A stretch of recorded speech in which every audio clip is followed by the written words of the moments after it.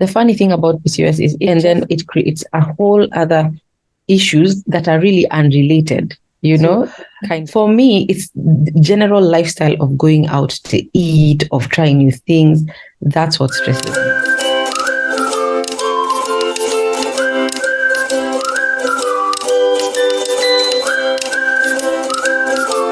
Hi guys, thank you so much for watching us today. A quick message.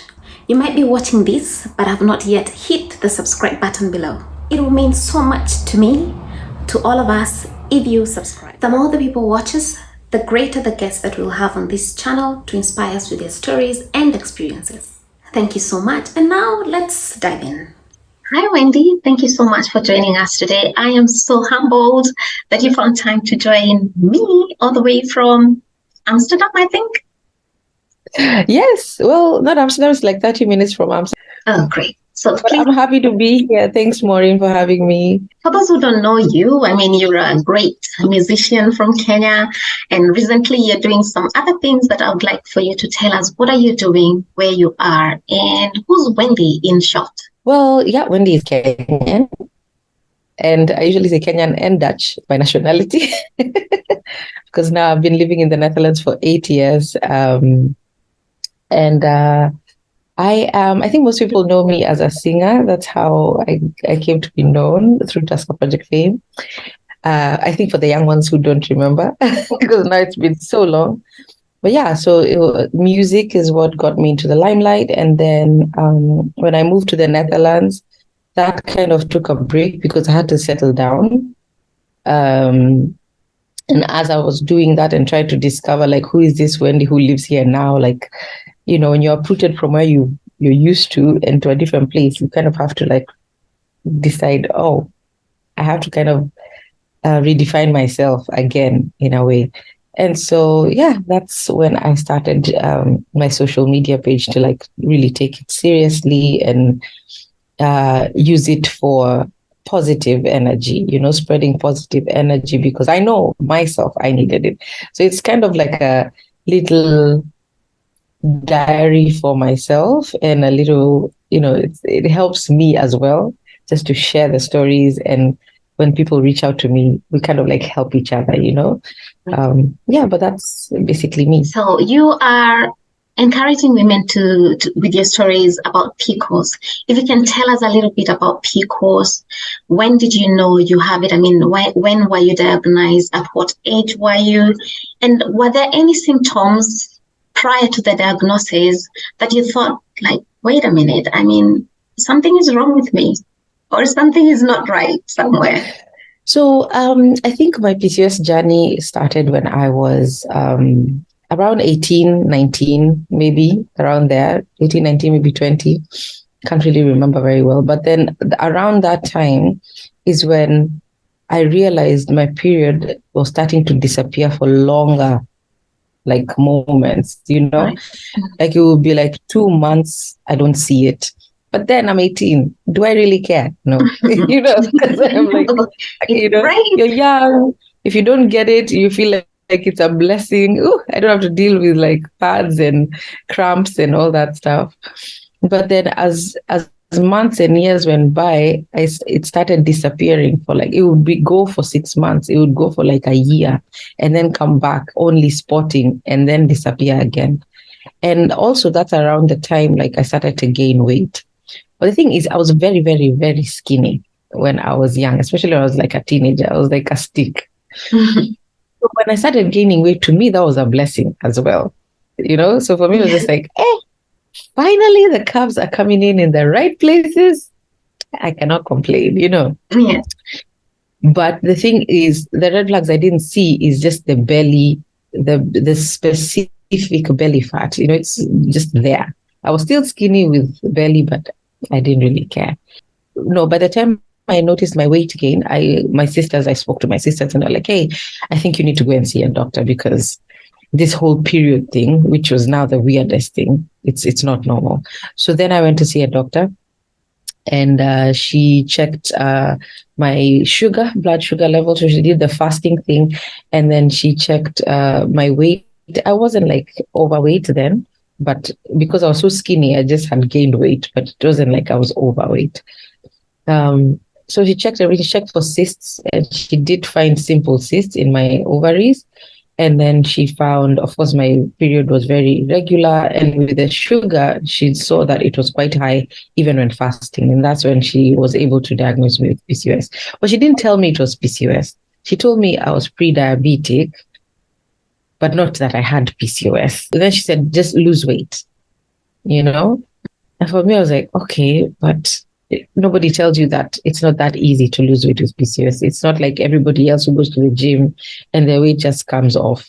No, we have to work twice or 3, 4 times harder. So yeah, that's how I found out I had PCOS. And that's when my struggle began. That is a very young age. How did you receive this news when eventually, I mean, you're told you're pre-diabetic. When do you actually know you have PCOS? And how do you receive these news? Are you afraid about the future, having babies? What do you know about PCOS at that time? So when you're 18 and you're told like, hey, you could have issues with fertility, you could have issues with, you don't really care, like when you're 18, it's not like, and especially me, I'm a very, like, I'm a free spirit. That's how I see myself. Well, now I'm a bit older, so of course I care about a lot of things. But then when I was 18, it was just like, how does this bother me right now? I'm not like looking to have kids. I wasn't even thinking of a serious boyfriend at the time, Yeah. So for me, it was just like, the weight loss. I have to start like thinking about weight loss when I don't want to. I wasn't like in love with doing the gym, or also, do you even have the money to pay, I don't know, 10K to go to the gym, Nobody, any of these things were so out of my routine that was what was stressing me. Like picking up a new lifestyle was something that I don't think I was ready or disciplined enough to do at that time. That time you're going out with friends, you're drinking, you eat whatever you want, it's just free life. So for me, it was more stressful to think that, hey, I have to pick up a whole new lifestyle, because I don't think it had sunk in the seriousness of what PCOS was going to do to me. Right. So of course I didn't take it seriously for multiple years.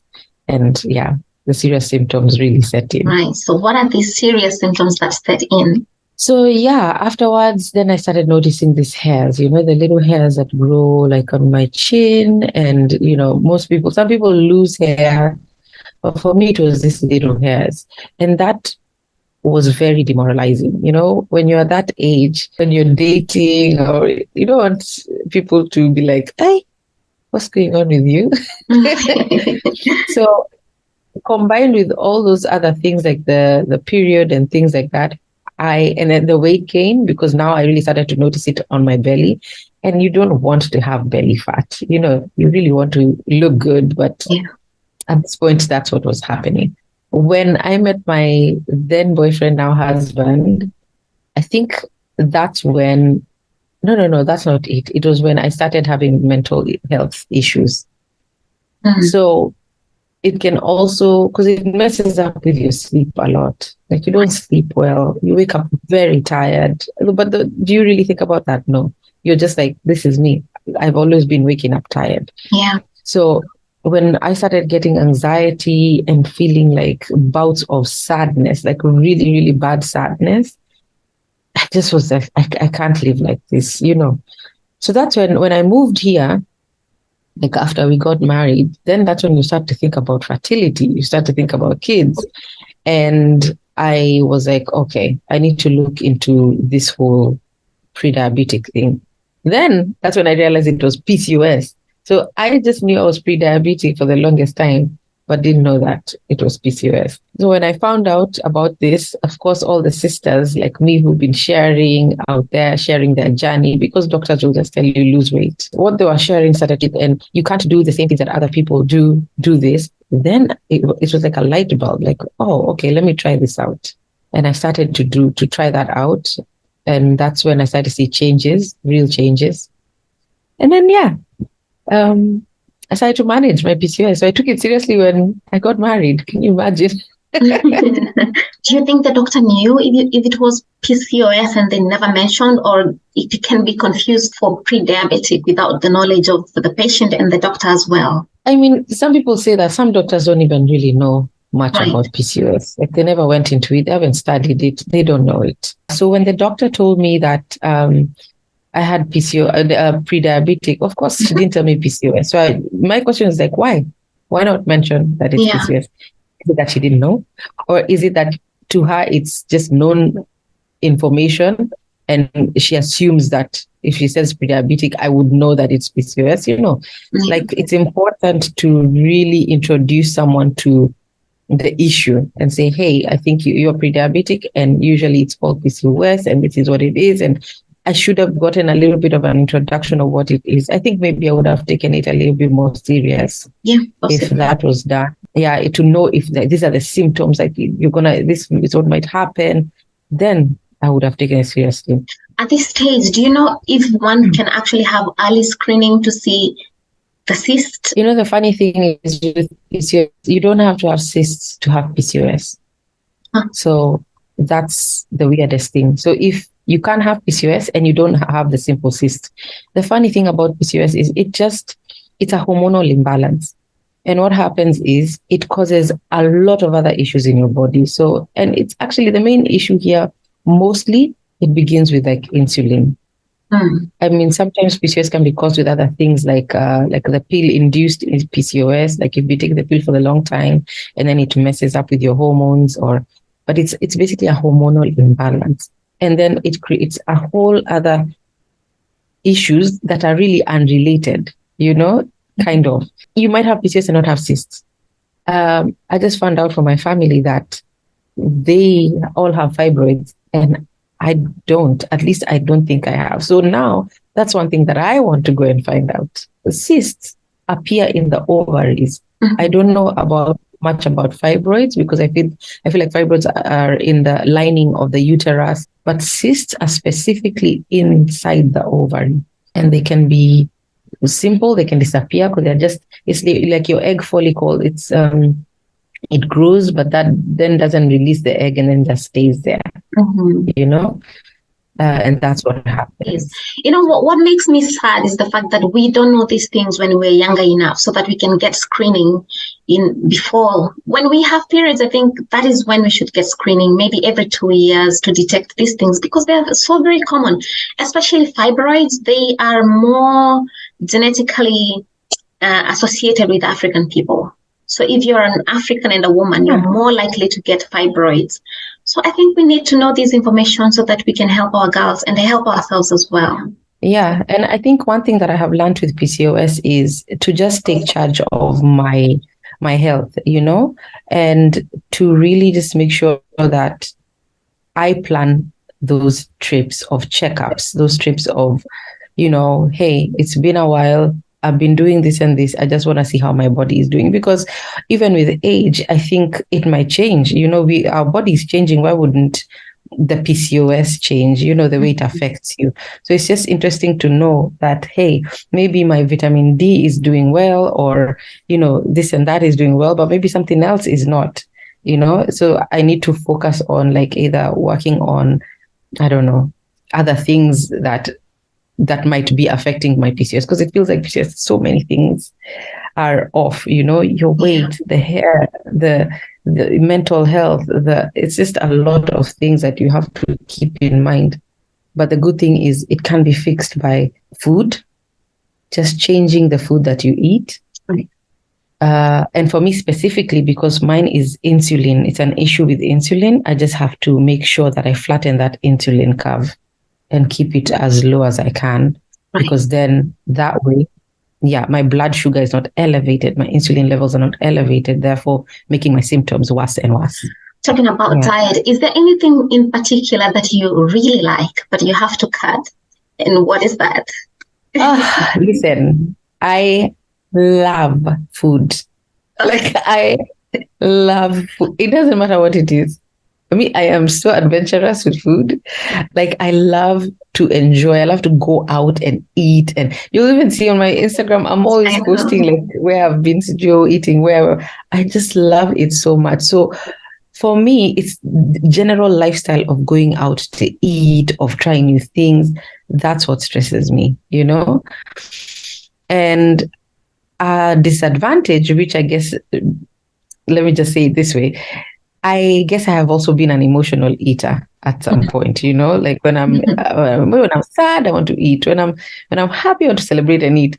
And of course, that's not a very good thing. So PCOS has forced me to be like, hey, this emotional eating thing, you can't do it all the time. You have to find something else to, to deal with your emotions. And that's why I have to say I'm kind of thankful for PCOS because I'm so aware of my body now, as opposed to when I was 18. If you see what I was like mentioning to you, like I didn't really think about my body. Like it could break down and I didn't care. But now the slightest change in my body, I know. I'm like, I feel something weird. I don't know. I need to check what's going on. So that means I am on point, like I'm on check with my body. I just know I've added weight, or I feel like this, or my mental, I feel a bit sad. I'm on it, Yeah, it's good that you have a good routine to check yourself, because I think most women get lost in motherhood, in working, with being a wife, and you just forget about yourself. So it's good that you're able to do that. It's not easy, to be honest. It's not easy. It's just that now, because I've gotten so used to it, is that now I will feel the difference and then start to check on it. So that's why, of course, the reason that I'm checking is because I probably, ate a lot of wrong things, or, I got tired, like, my son wants to eat this and I have to finish his ice cream here. I have to, those things that happen. So I'm not perfect, but at least I am aware when my body is screaming out for help, and I look into it. And that is what counts. So, talking about your son, did you have challenges having him now that you had PCOS? And just recently, if you're free to talk about it, you posted that you're not planning to have another baby. Why did you make this hard decision? Okay, so let's start with my son. When I was thinking about having a baby, I already knew I had PCOS for years, before. So the thing is, anyway, we were like, let's try anyway, because you never know. But of course, as usually, didn't work, because at the time I was not getting my period. I was in that break of 4 months or 6. I had not had my period. Yeah. So then I was like, okay, that confirms that I do have the infertility issue. So what am I going to do to start working on it? Of course, I changed my diet. And at the time I had started working, and these are the things that I look back and I see that actually worked and helped me. So I said, for 1 year, I'm just going to focus on healthy living. So what I did is every morning I would have oats at the time, and then I eliminated dairy, and I started eating more veggies and less carbs. So oats, of course, are carbs, but at lunchtime I would just have like veggies and meat. And then I would add fats like avocado just to fill me up. And of course, the running. Now in the Netherlands, there's a lot of running for the bus, running for the train, biking, because of course, I am a Kenyan who was not used to being on time. So I was always late. Everything was a rush. So I think that was my workout. Because I was going to work every day. So it was a kind of like a workout, rushing every morning, biking, running. And imagine that was the only workout I did. Wow. And then, of course, just walking around Amsterdam with friends and things like that. So I think those things really helped, because I lost a lot of weight. Like I think, a size 14 when I was getting married. And in a year, I was down to 12, almost 10. And immediately after, actually, when I just started that journey, around 3 months in, my period came back. And it was regular every single month until when we consciously tried to get Taji. Mm-hmm. And it happened immediately. Oh. So I knew my issue was that I was not ovulating, or at least my eggs were not growing to the point where, but there's other women with PCOS who are actually getting their period, but still. So maybe it's just that the lining is ready, to receive the egg, but then the egg is not released. So PCOS looks so different on different women. It's crazy. Yeah. And some women actually get pregnant, but the issue is they keep miscarrying. I'm telling you, it's just such a heavy. So even when I got pregnant, it was just Yeah. not like it's not like, wow, I'm pregnant, perfect. It's a whole 9 months of worry I know. when, you know, can I keep this? And I remember when I was like, that those first months when Yeah. you have no big belly, you're just you, but you're pregnant, you can't feel anything. I even bought like a monitor. It's like a thing you put on your belly and you listen. Oh, And I listened every day for a heartbeat. As soon as we could hear the heartbeat, I listened every day for the heartbeat because I was so nervous. And that was the thing that kept me peaceful because I didn't want to be stressed in case I am stressed and then I miscarry. yeah. It's a long, long journey for PCOS women to have kids. Until that baby pops out of you, that's when you breathe because it's such a heavy journey. So it's a mental struggle as well. I mean, A you mental have the struggle. physical struggle of carrying the baby and the mental struggle of is it gonna be okay until the end? Yeah. Yeah. And in the middle, I was diagnosed with pregnancy diabetes, they said. So I went in and I'm like, why? Because they said my belly was way bigger than Normal. normal. And Yeah. they're like, yeah, maybe your amniotic fluid is too much. But then in like 2 weeks, I go to the doctor because it takes so long to get an appointment here. They're like, well, the water changed. Now it's not as much anymore. So I was very confused again. They were thinking, okay, is the baby going to be bigger than usual? Because when you have diabetes, babies grow like nobody's Yeah. business, Mm-hmm. So you don't want to have a baby who's bigger than normal. But True. Tati was born at 3 kilos, 3.5 kilos, That's nice. which was okay. Yeah. And also my diet, I kept my diet while I was pregnant as well. So I didn't get the crazy eating thing. I was just eating soup. And because also I was very bloated the whole You time. didn't have cravings? I had cravings, but I didn't eat a lot because the bloating was so uncomfortable. Right. I couldn't. So I lost weight during my pregnancy, but Taji added weight. So it's like normally my weight didn't change. Yeah. It didn't really change, but I lost even more weight as I was pregnant, which is, yeah, crazy. So now you have Taji and the baby is healthy and you are healthy as well. What happens after this? So when I have Taji, I immediately get the baby blues. And I don't know if that is connected to PCOS, but I got severe postpartum depression. Well, let me not call it severe. I just got really bad postpartum depression. I didn't do anything to harm the baby. I didn't do anything to harm myself, but I was just a zombie for almost a year. And it was bad. So till today, I don't know if that's a PCOS symptom. I don't know if that's just, because it happens to a lot of women who don't even have PCOS. Now, yeah. So afterwards, of course, there's the pressures of like everyone saying, hey, give him a sister, give him a brother, give him a sibling. And yeah, okay, I've grown up in the society, in Kenya where you're like, yeah, have a sibling, like one child. It's just strange. But then I'm not in a normal everyday society. I'm married to a Dutch guy. He has a different culture. I'm living in his country that is completely different. I don't have the help that I would be having in Kenya. Things are so different than what I thought would be. I know. But life comes to you differently, so you have to think differently. And we had the conversation of we even started trying actually for a second one, and then it was just around like COVID time. I was not going to work, so of course my workout was gone. Everything changed, and my PCOS symptoms came back.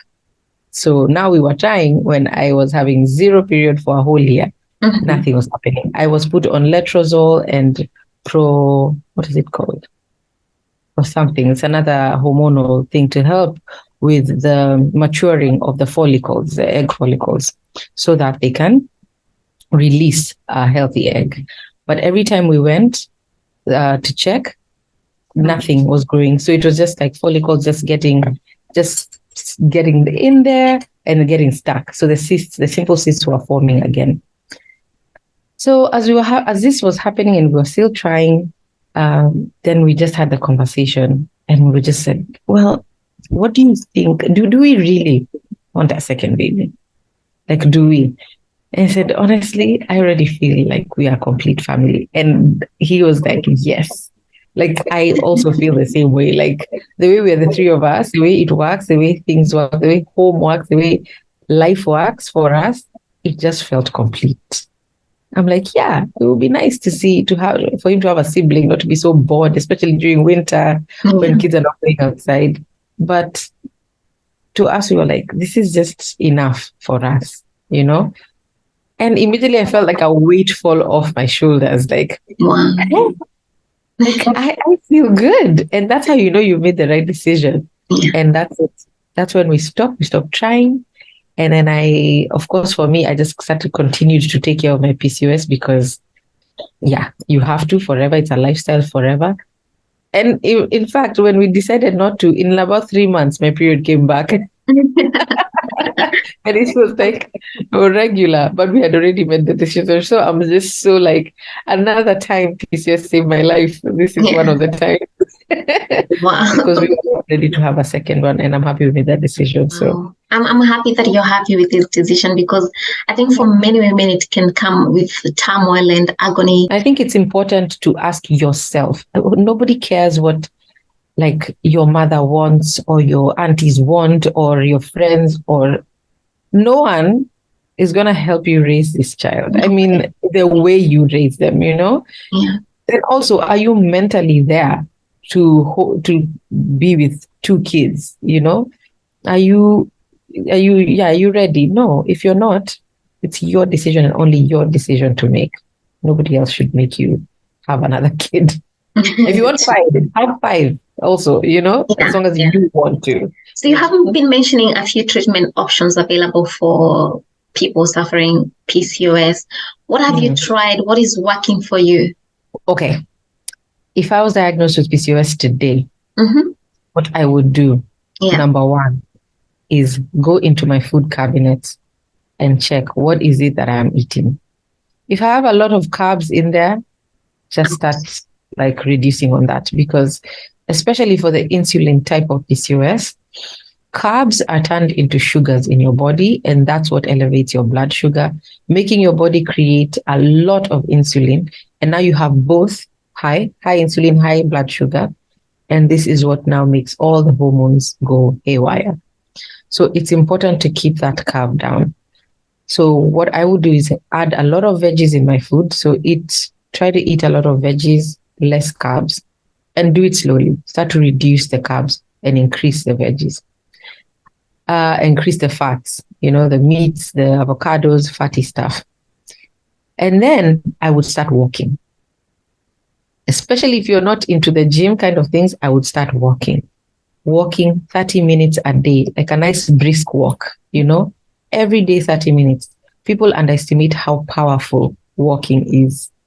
You think you have to go to the gym and like, you know, lift crazy weights. I mean, if it works for you and it helps, fine. But with PCOS, it's been known, if you stress your body, the stress hormone is also not good for PCOS. High cortisol makes your insulin spike. So that's also something that you should not do. So try as much as possible to keep your lifestyle peaceful. And that's why when I started posting, I was posting funny, relaxed, easy content, because I want women with PCOS to see, it's not easy, of course, living PCOS, but I want them to see that you can try make it easy. You can make it an enjoyable life, because you only have this one life. So it's important to choose the yoga, go walking. If you're like, okay, I'm big, yeah, but why you stress yourself by forcing yourself into a size medium? Just go for the XL and look for cute clothes. Look cute, go feel good outside. At least you know you're feeling good in what you're wearing. You're feeling good in what you do. Enjoy your life and make it less stressful. It's important when you have PCOS. So that's what I would do. 1, walk. 2, more veggies, more fats, less carbs. And 3, try as much to keep your stress level low. Like just try to do the things that you enjoy. Oh, and 4, supplements help. People think that I'm going to just continue with how I've been living and then just take supplements. Supplements are supplements. They supplement, they help. They don't, they're supposed to help the situation that you're already helping yourself. So first do these things, walk, fix your diet, and then add the supplements to help you out.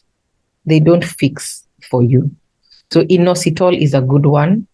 Inositol helps with, it helps your cells become more insulin sensitive, meaning they will now start accepting the insulin. Because when you have PCOS, your insulin is there. It's like your cells don't accept the insulin, therefore they don't break down sugars.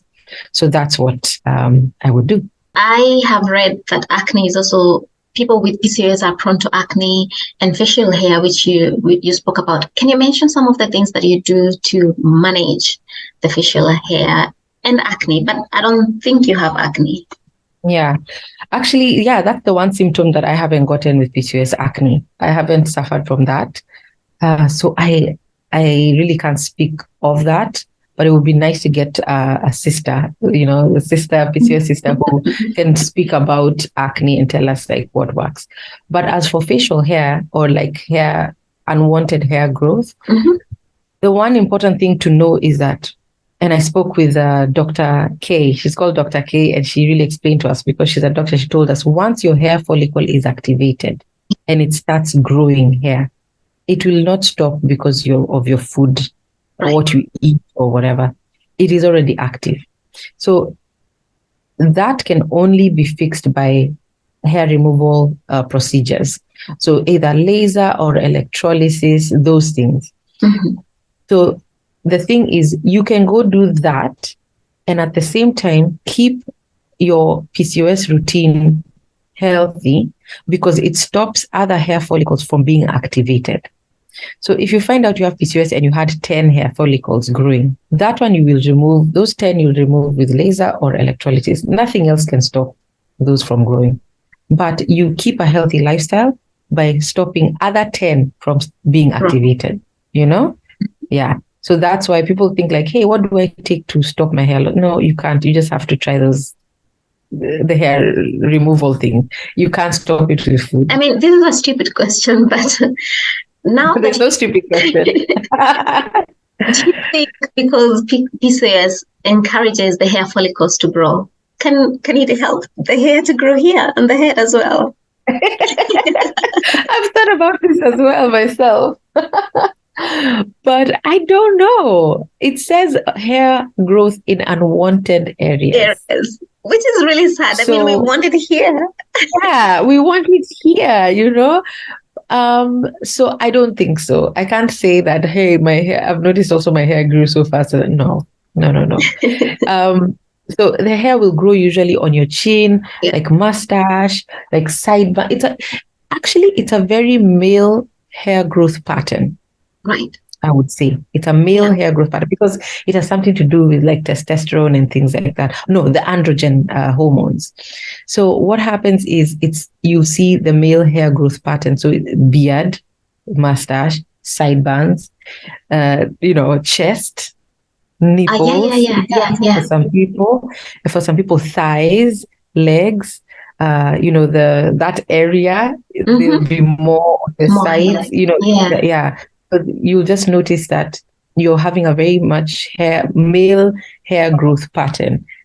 So that's the problem. We don't want to have hair where men have hair. Now that you mentioned hair on the legs, but I've seen girls with lots of it, like really male hair. Maybe they're suffering these things and they do not know. And they don't know. It could, it also just could be your genetics, like your people just hair, Yeah. But also it could be PCOS. It's like a lot of some women who are overweight and have been struggling with weight and their whole life. But then their period is normal. They're not, basically they have some symptoms, but because they've never looked into it, they didn't know they had PCOS. Yeah. The reason most women who have PCOS find out is because it's like that whole period thing. Either it's too much or too little. But if your period is normal, how are you ever going to think that you have PCOS? In the meantime, you're growing hair. Yeah. And you just think like, it's genetics. It's probably not. So it's very important to go to the doctor and get checked regularly as a woman, just to see, am I having something that I don't know that I have? You have mentioned sometimes you have some hard days. When you have these days, what do you do? So like mentally, those kind of hard days, or when you're moody, you wake up and you feel like, I just don't want to talk to anybody. The most important thing is, for me, I've decided to be very, very vulnerable with the people that are close to me in my life. So my friends, my family, my husband, even my child. Like my son sometimes touches my head, like, "Mom, you have a beard," and I tell him, like, "Yeah, it's because Mama." Well, what he'll understand, Mama is sick, because he won't understand hormonal imbalance. So Mama is sick, so this is not supposed to happen, but it happens. When I'm sad, I tell him, as well as my family, my friends. I say, "Hey, today I'm not feeling it." I am open, because that allows me not to stress about, oh my God, what are they going to think I'm ignoring them, or now I have to talk to them, or no, I just tell them, hey, give me today. I need today to just be. And they're like, we get you, we feel you. I tell them about my PCOS. They know. My closest people know I have PCOS, and they know how it affects me. So they're kind of educated through me, Yeah. And so they understand. And then on top of it, I create a routine. I can't just sit there and be like, okay, let's just wait for it to pass. And then what? I have to create a routine. I know if I wake up tired and I wake up moody, how do I reset my day to have a normal day? Because life has to continue. So I know sometimes I will stay in bed for, like, I say, okay, let me take this 15 minutes to reset, do something that will calm me or bring me back into a good mood. Maybe listen to music or, watch something nice. And then after that 15 minutes, I start my routine. Get up. I've written down. Get up. Make the bed. Into the shower. Self-care. Those things help me. And then sing in the shower. It's weird, but those things I've noticed, they're like a switch for me. Yeah. I'll wake up moody and I feel like I can't deal with anything. And as soon as I do those things, I'm ready for the day. I'm like, okay, so I found the hack. And it's important for people to think for themselves, like, what can I be doing? What little routines can I be doing to reset myself from being moody, from being this and that, even depression? Like, how do I make sure that I don't fall that deep? Yeah. Make sure you have a therapist. Make sure you're talking to your friends. Make sure you're doing the routines, even though you don't feel like it. Force yourself, because depression is a very selfish disease. Yeah. It can bring you down completely. It can bring you down completely, and no one can take you out of it except yourself. That is the hardest thing. Even antidepressants. Yeah. They help you, but they will not do the work for you. The work you really have to do yourself, speaking from experience. What are your final comments? Or is there anything that you would have wanted us to touch on that we haven't? I think I would say, first of all, to the women who have PCOS, especially like African women who feel ashamed about fertility or have been shamed that they are infertile. Oh, what kind of woman are you? Don't give any thought to that. Remember, this is your own journey. Like, when you want to have kids, you can.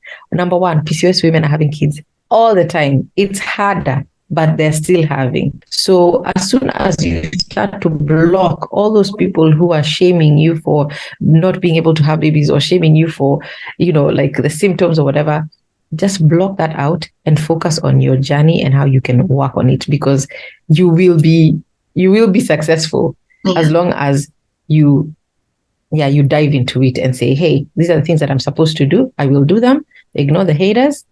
And if someone doesn't support your journey, block. I'd rather get them out of your life, because it's not healthy. So it's good to have good friends and family who can support you on your healing journey. Yeah, you can't do it without these people. I mean, we are not islands, Sure. We need these people in our lives. Yes. Oh, thank you so much, Wendy, for making time to speak about PCOS. Thank you so much for your support so far. We don't take it for granted. We appreciate you. Click the subscribe button below and let us grow together. Thank you. Ciao.